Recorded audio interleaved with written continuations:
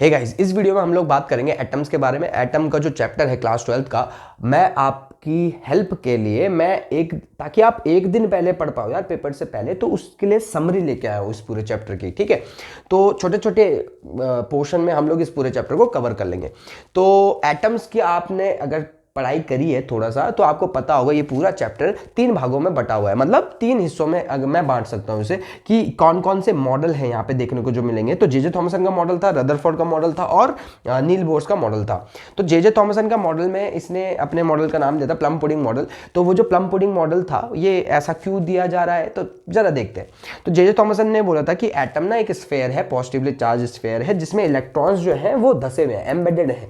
ठीक है, तो इसका कुछ ड्रॉबैक्स थे। जैसे जैसे आगे डिस्कवरी हो रही थी, जैसे जैसे आगे चीजें लोग एक्सपेरिमेंट करते, रदरफोर्ड ने एक्सपेरिमेंट करा और भी आगे एक्सपेरिमेंट करे गए थे नील बोर्स वगैरह से, तो वो सारी चीजें यहाँ पे ड्रॉबैक दिखाई जा रही थी। इसके जो एटम का जो मॉडल था वो क्या हो गया था, उसकी ड्रॉबैक्स दिख रही थी उसमें।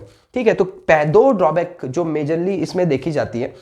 ठीक है, तो दो ड्रॉबैक कौन से हैं, तो अनेबल, ये जो वो था मॉडल था, it was unable to explain the origin of the spectral series in case of the hydrogen और अदर एटम्स। आप जैसे जैसे आगे पढ़ेंगे हम इस चैप्टर में, वहां पे आपको दिखेगा कि जो कोई भी एटम्स हो उसके जो आयनाइज होते हैं वो सारी चीजें, तो वहां पे स्पेक्ट्रम पैदा करता है। तो वो सारी चीजें एक्सप्लेन नहीं कर पा रहा था कि ऐसा क्यों हो रहा है, स्पेक्ट्रम क्यों पैदा हो रहा है, स्पेक्ट्रल लाइन स्पेक्ट्रम वगैरह दिखेगा आगे जब हम पढ़ेंगे। ठीक है, तो और एक और चीज ये एक्सप्लेन नहीं कर पाया था, जो रदरफोर्ड ने एक्सपेरिमेंट करा था इसके बाद, अल्फा पार्टिकल के एक्सपेरिमेंट करता रदरफोर्ड ने, तो वहां पे अल्फा पार्टिकल स्कैटर कर जाते थे बीच से, एटम के बीच से एकदम स्कैटर कर जाते थे। तो वो चीज वो एक्सप्लेन नहीं कर पा रहा था कि ऐसा क्यों हुआ है, इसका मॉडल एक्सप्लेन नहीं कर पाता वो चीजें। तो चलिए देखते हैं इसके बाद रदरफोर्ड का मॉडल। चलिए मैंने आपके सामने पहले से बना के रखा है ये सब। तो रदरफोर्ड का एक मॉडल जो था ये कुछ इस तरह का था। तो रदरफोर्ड ने ये सिर्फ सजेस्ट करा था, उसके जो एसोसिएट्स थे जो उसके साथ काम करते थे, उन्होंने एक्सपेरिमेंट करा था जिनका नाम था गीगर और मार्जन था। इन दोनों ने करा था। तो इनके एक्सपेरिमेंट पे, इनके जो ये एक्सपेरिमेंट इन्होंने करा है, इसी पे इनके नाम पे बेस्ड है ये एक्सपेरिमेंट, मेरा कहने का मतलब है। ओके, तो ये कुछ इस तरह का इवैक्यूएटेड चैम्बर है जिसमें एयर नहीं है, हवा नहीं है। क्यों नहीं है, क्योंकि जो अल्फा पार्टिकल के यहाँ से बीम आती है वरना वो एनर्जी लूज कर जाएगी यहाँ के एयर मॉलिक्यूल्स के साथ टकरा के। बात करते हैं ये क्या है, ये ब्लॉक है, लेड का बनाया जाता है, क्योंकि यहाँ पे अंदर रेडियो एक्टिव सोर्स रखा जाता है।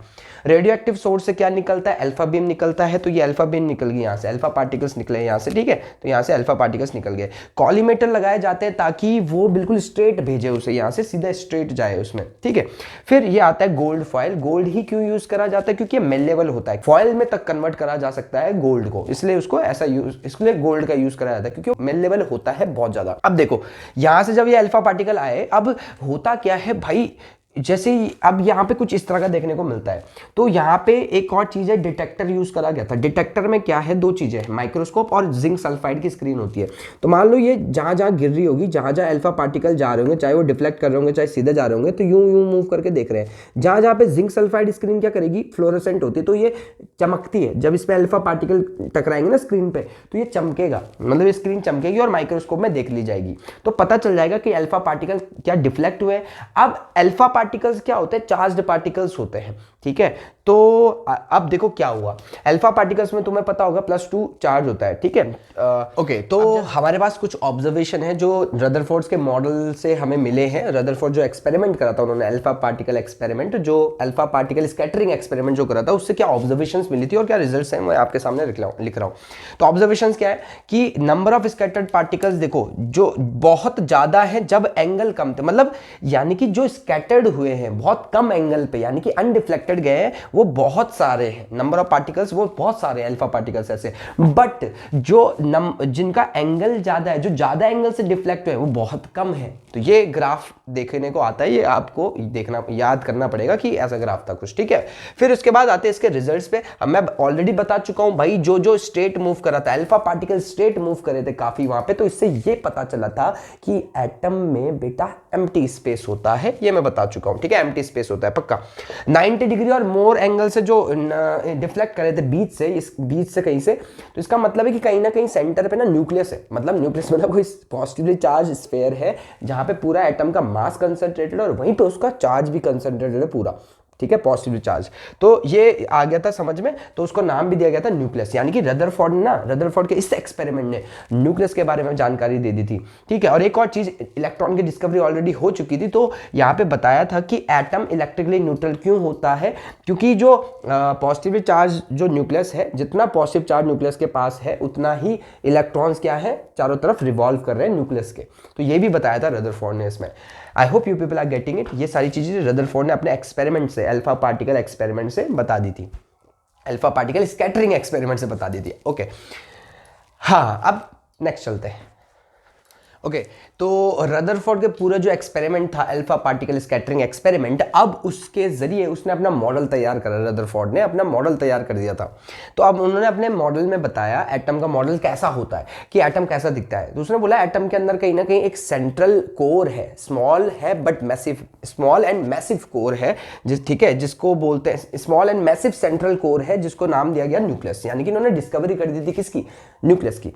ठीक है, और जहां पे इस पे ना पूरा का पूरा मास कंसंट्रेटेड होता है, पूरा का पूरा चार्ज जो है, पॉजिटिव चार्ज क्या होता है, यहां पे होता है, ये पॉजिटिवली चार्ज होता है। तो यहां से यहां पता चलेगा कि न्यूक्लियस पॉजिटिवली चार्ज है। ठीक है, और पूरा एटम का मास उसी में कंसंट्रेटेड है, ये चीज इन्होंने बता दी। दूसरा इन्होंने बताया कि साइज जो होता है न्यूक्लियस का वो छोटा होता है as compare to the atom.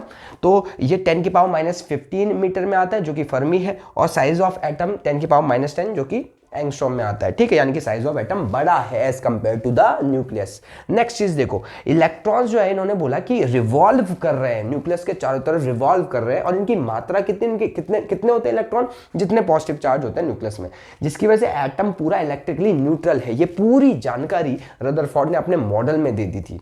वाह, एटम की पूरी जो जानकारी हम बचपन से पढ़ रहे हैं, ठीक है, ये सारी चीजें हम लोगों ने यहां जान ली और इन्होंने बताई थी। ठीक है, इन्होंने बताई थी ये सारी चीज, यहां से शुरुआत काफी कुछ हो गई थी। ठीक है, इसके बाद नील बोर्स ने बहुत सारे चीजें इसमें बताई है आगे, तो वो हम नेक्स्ट वीडियो में देखेंगे। आई होप ये पोर्शन आपको क्लियर हो गया होगा। इससे पहले नेक्स्ट वीडियो में जाने से पहले हम लोग थोड़ा सा पहले इसकी लिमिटेशन भी देख लेते हैं, रदरफोर्ड की जो इन पे ड्रॉबैक आया था जो इस मॉडल में, वो देख लेते हैं। तो चलिए इस वीडियो का लास्ट टॉपिक हम देखते हैं कि लिमिटेशन क्या थी रदरफोर्ड के मॉडल में। उन्होंने इतना अच्छा खासा बता दी थी चीजें, तो यार कहाँ लिमिटेशन आ गई थी, कहाँ कमी रह गई थी।